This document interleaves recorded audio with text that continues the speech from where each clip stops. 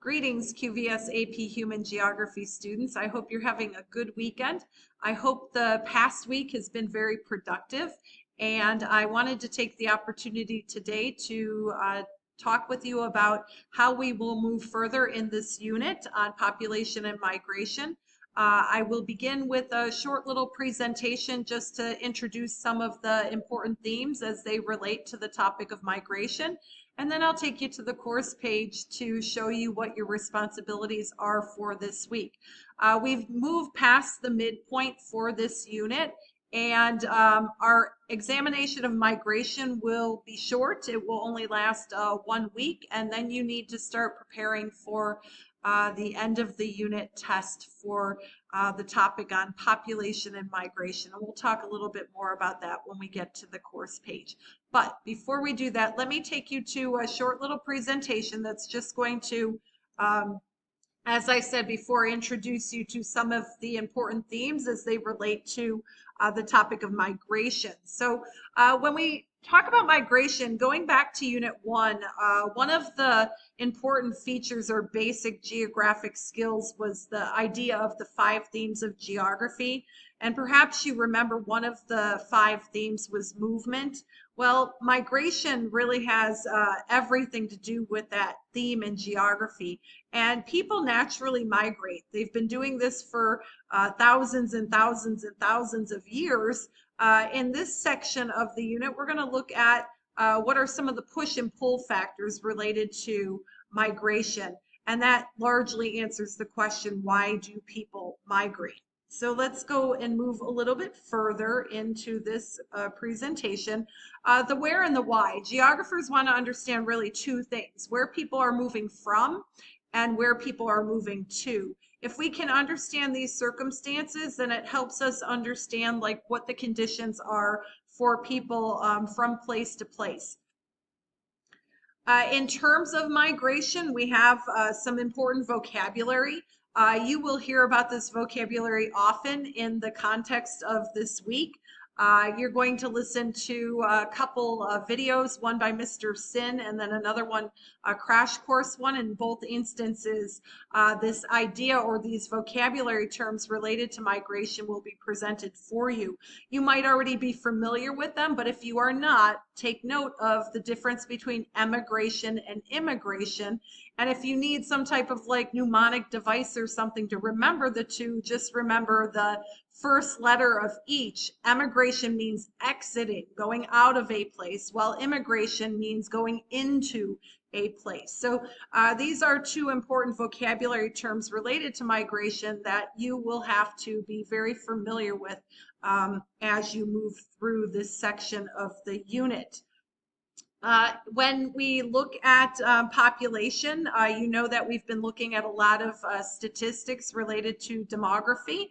And as it relates to emigration and immigration, when people leave a place and go into another place, that definitely has an impact on the population. So we can look at data related to net migration. We can also look at how net migration impacts the population in a place where in a place that's receiving immigrants, I should say. And then you can look at how to calculate these numbers. I'm not going to have you do any calculations this week, but it's always nice to know how demographers come to understand these numbers through the data that they are given.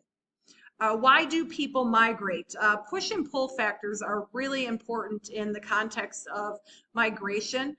Push factors they include reasons why people leave a place, while pull factors are the reasons why people are attracted to another place. And, you know, I think it logically makes sense that they usually oppose one another. So if you can think of a push factor, it's probably really easy for you to think of a pull factor, why a person would go from one place and then go to another. As it relates to migration, there are 3 different categories, and these even relate to those push and pull factors. People often go to a place for economic opportunity, but they also leave a place for lack of economic opportunity. People migrate for political freedom. There might be civil strife in a country or lack of religious freedom. And for those reasons, people are often attracted to go to new places where they have greater rights and they can practice their beliefs more openly and freely. And then people also migrate due to environmental factors. And we are seeing this a lot in the world today as desertification becomes a problem, especially like if you think of the Sahel region of Africa. People are forced to flee those areas because it's not conducive to agriculture anymore, and they need food in order to survive. So environmental factors are often one of the main reasons that people migrate. However, the biggest reason why people migrate, and you'll hear this again and again, is really for economic opportunity.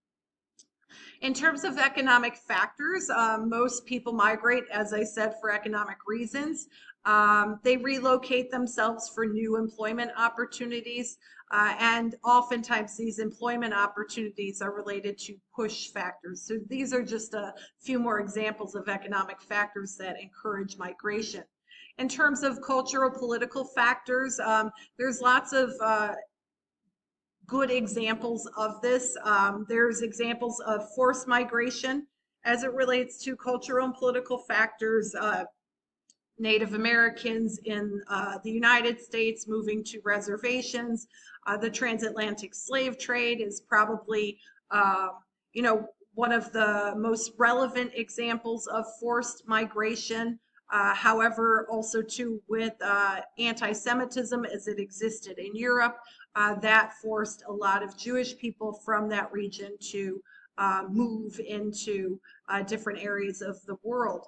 Japanese internment camps in the United States during World War II would be another example of forced migration. So lots of cultural and political factors related to why people move from one place and go to another. And then here's some more environmental factors, and these are typically voluntary. People choose to move to warmer climates. The southern region of the United States is very attractive to a lot of people because of the more temperate climate located there. That area of the South is referred to often as the Sun Belt, and it attracts a lot of people, especially in their retirement.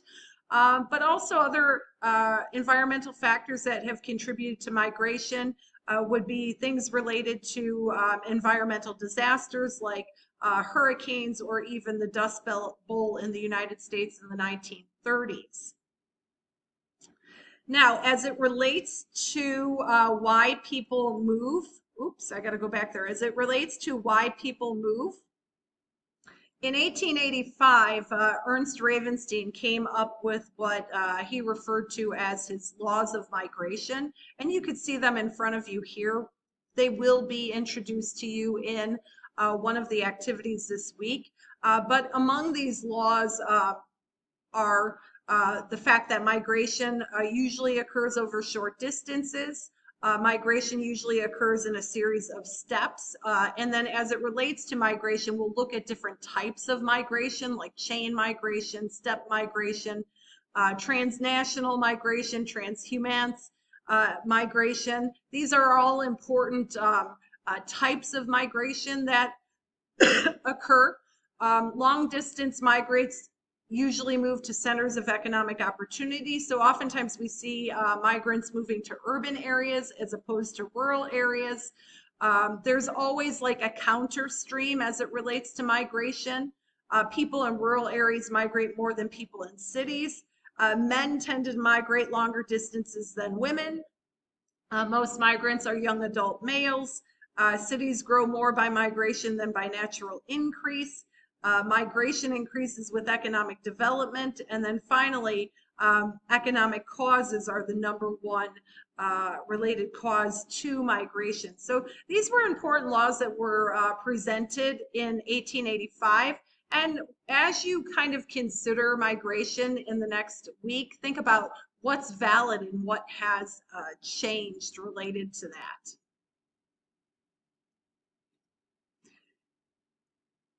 And then in terms of migration transition, I always want you to kind of think back to how this relates to other topics that you've learned as it relates to population. So if you consider the demographic transition model where we looked at different countries in different stages of population growth, you can also connect this to migration. Like if you think about stage two, and I'm skipping that because there are no countries in stage one, but if you think about stage two and the demographic transition model, most stage two countries experience international or transnational migration.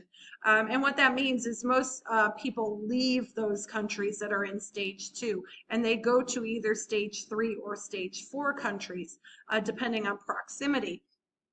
When you consider countries that are in stage three and stage four of the DTM, most stage three countries and stage four countries experience both internal and intra-regional migration. So if people are migrating, they're generally migrating within the countries, not outside or leaving the countries.